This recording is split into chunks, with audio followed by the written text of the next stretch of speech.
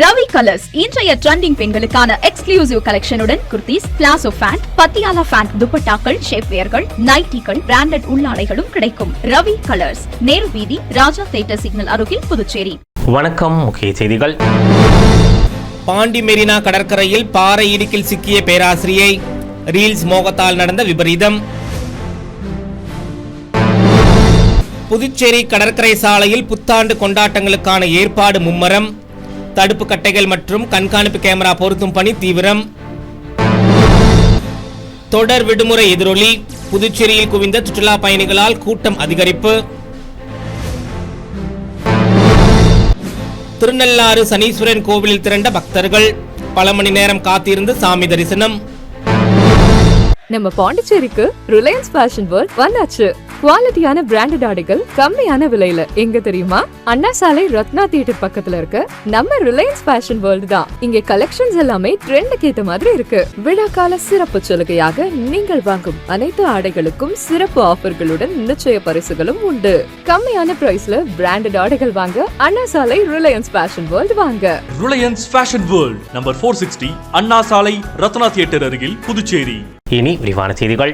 புதுச்சேரி பாண்டி மெரினா கடற்கரையில் ரீல்ஸ் எடுத்த போது பாறை இடுக்கில் சிக்கிய பேராசிரியரை காவல்துறை மற்றும் தீயணைப்பு துறையினர் பத்திரமாக மீட்டு மருத்துவமனையில் அனுமதித்தனர். தொடர் விடுமுறை காரணமாக புதுச்சேரிக்கு ஏராளமான சுற்றுலா பயணிகள் குவிந்த வண்ணம் உள்ளனர். நிலையில் மதுரையை சேர்ந்த வைஷ்ணவி என்பவர் சென்னையில் உளவியல் பேராசிரியராக பணிபுரிந்து வருகிறார்.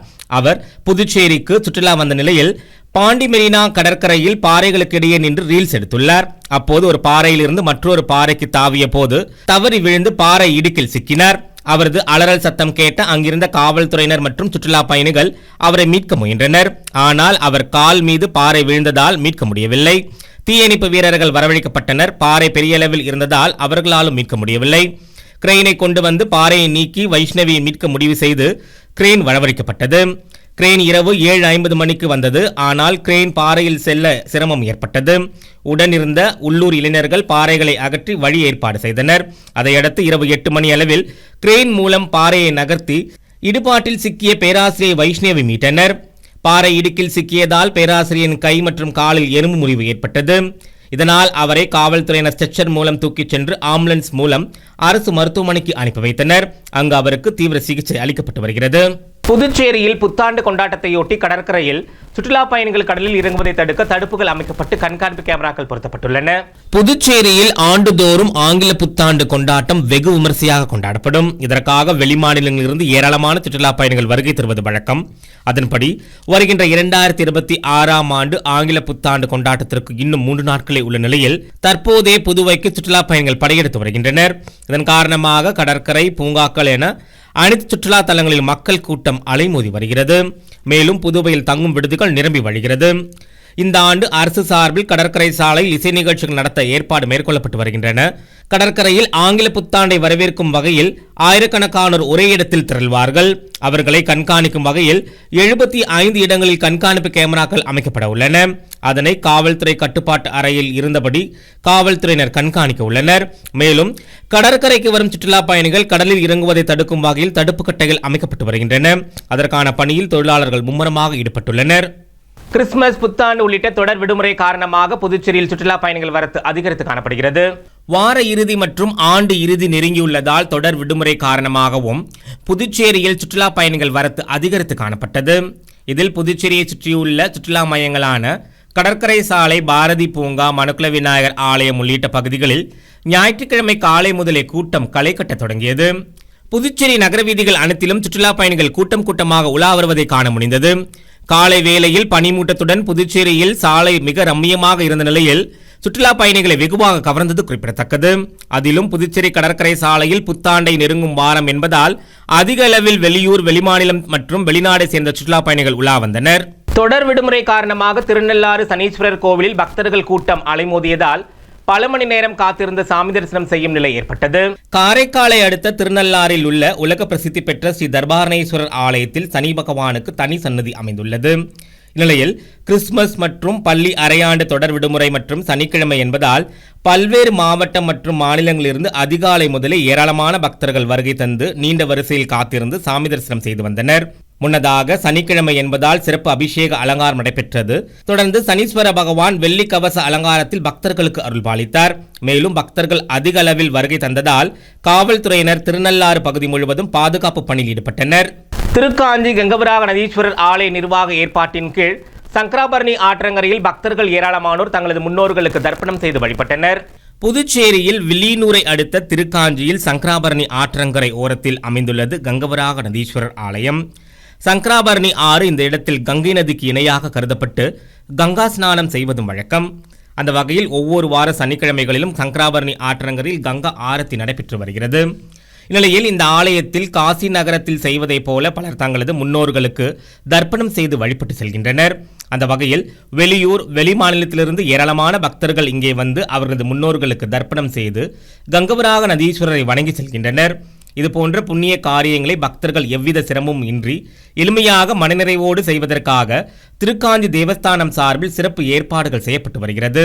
அந்த வகையில் திருக்காஞ்சி கங்கவராக நதீஸ்வரர் ஆலயத்தில் உரிய கட்டணத்தை கட்டி பக்தர்கள் தங்களது முன்னோர்களுக்கு சிறப்பான முறையில் தர்ப்பணம் செய்து வழிபட்டு செல்கின்றனர்.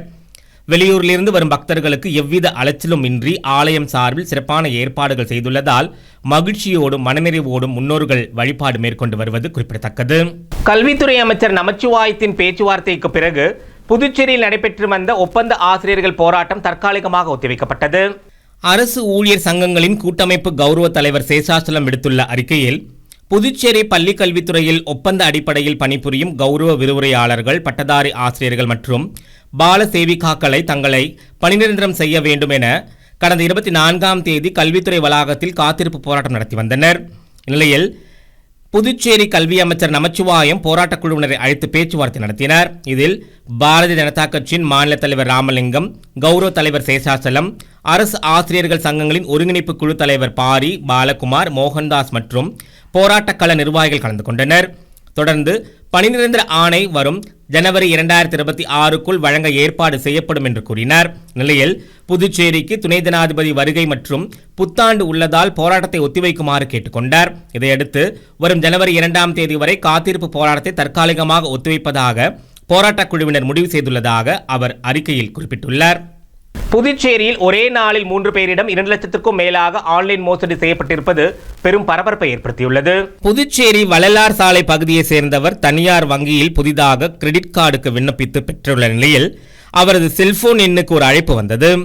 அதில் தன்னை ஒரு வங்கி அதிகாரி என அறிமுகம் செய்து கொண்டு பேசியவர் புதிதாக கிரெடிட் கார்டு பெற்றுள்ளதால் தனிப்பட்ட விவரங்களை புதுப்பிக்க வேண்டும் என தெரிவித்துள்ளார். இதை உண்மை என நம்பிய நபர் அவரது வங்கி விவரங்களை தெரிவித்ததாக கூறப்படுகிறது. இதையடுத்து அவரது வங்கி கணக்கில் இருந்து 1,05,822 ரூபாய் எடுக்கப்பட்டுள்ளது தெரியவந்தது. இதனால் அவர் அதிர்ச்சியடைந்த நிலையில் சைபர் கிரைம் காவல்துறையில் புகார் செய்திருந்தார். கொசப்பாளை பகுதியை சேர்ந்த மற்றொருபவர் செல்போன் எண்ணுக்கு ஒரு குறுந்தகவல் வந்ததாக தெரிகிறது. அதில் ஆன்லைன் வர்த்தகத்தில் முதலீடு செய்து அதிக லாபம் சம்பாதிக்கலாம் என தெரிவிக்கப்பட்டிருந்ததாகவும் இதை உண்மை என்று நம்பிய அந்த நபர் 81,000 ரூபாய் அனுப்பி ஏமாந்துள்ளார். இதேபோல் கரிக்கலாம்பாக்கம் பகுதியை சேர்ந்தவரின் தனிப்பட்ட வங்கி விவரங்களை பெற்று அவரது கிரெடிட் கார்டு மூலம் 22,999 ரூபாயும் ஏமாற்றப்பட்டுள்ளது.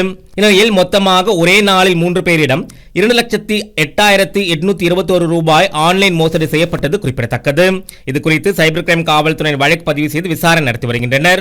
உழவர்கரை நகராட்சிக்குட்பட்ட பகுதிகளில் உள்ளவர்கள் வீட்டு வரி, சொத்து வரி செலுத்த வசதியாக வரும் மார்ச் மாதம் வரை அனைத்து ஞாயிற்றுக்கிழமைகளிலும் சிறப்பு முகாம் நடைபெறும் என அறிவிக்கப்பட்டுள்ளது.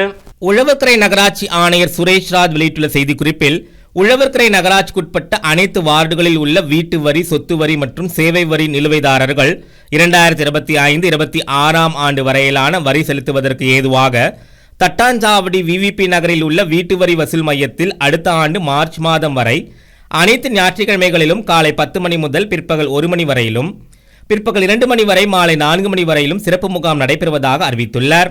உழவர்கரை நகராட்சிக்குட்பட்ட அனைத்து வார்டுகளில் உள்ள வீட்டு வரி, சொத்து வரி மற்றும் சேவை வரி நிலுவைதாரர்கள் வரியை செலுத்துமாறும் கேட்டுக்கொண்டுள்ளார். புதுச்சேரி அரியாங்குப்பம் தீர்த்த பள்ளியில் இருந்து தப்பிய சிறுவனை காவல்துறையினர் மீட்டு மீண்டும் பள்ளியில் ஒப்படைத்தனர். திருட்டு வழக்கு ஒன்றில் வில்லியனூரை சேர்ந்த 2 சிறுவர்கள் மற்றும் காரைக்காலை சேர்ந்த ஒரு சிறுவன் ஆகிய 3 சிறுவர்களை அந்தந்த பகுதிக்குட்பட்ட காவல்துறையினர் கடந்த மாதம் கைது செய்து அரியாங்குப்பம் சிறுவர் சீர்திருத்த பள்ளியில் சேர்க்கப்பட்டனர். அங்கு தங்கியிருந்த சிறுவர்கள் அறையில் இருந்து ஜன்னல் கம்பிகளை உடைத்து மெயின் கதவு பூட்டை திறந்து கொண்டு கடந்த 24ஆம் தேதி தப்பிச் சென்றனர். இதுகுறித்து சமூக நலத்துறை துணை இயக்குனர் கார்த்திகேயன் அரியாங்குப்பம் காவல் நிலையத்தில் புகார் செய்தார்.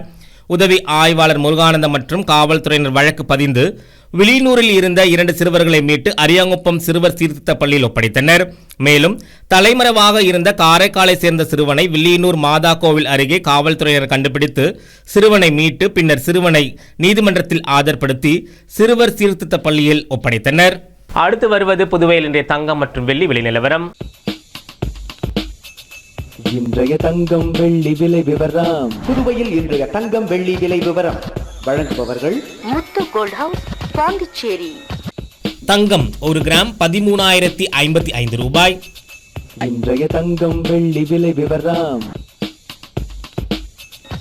வெள்ளி 10 கிராம் 2,820 ரூபாய். மீண்டும் முக்கிய செய்திகள். பாண்டி மெரினா கடற்கரையில் பாறை இடுக்கில் சிக்கிய பேராசிரியை, ரீல்ஸ் மோகத்தால் நடந்த விபரீதம். புதுச்சேரி கடற்கரை சாலையில் புத்தாண்டு கொண்டாட்டங்களுக்கான ஏற்பாடு மும்மரம். தடுப்பு கட்டைகள் மற்றும் கண்காணிப்பு கேமரா பொருத்தும் பணி தீவிரம். தொடர் விடுமுறை எதிரொலி, புதுச்சேரியில் குவிந்த சுற்றுலா பயணிகளால் கூட்டம் அதிகரிப்பு. திருநள்ளாறு சனீஸ்வரன் கோவிலில் திரண்ட பக்தர்கள் பல மணி நேரம் காத்திருந்து சாமி தரிசனம். இத்துடன் ஏஎம் செய்திகள் நிறைவடைந்தன. வணக்கம்.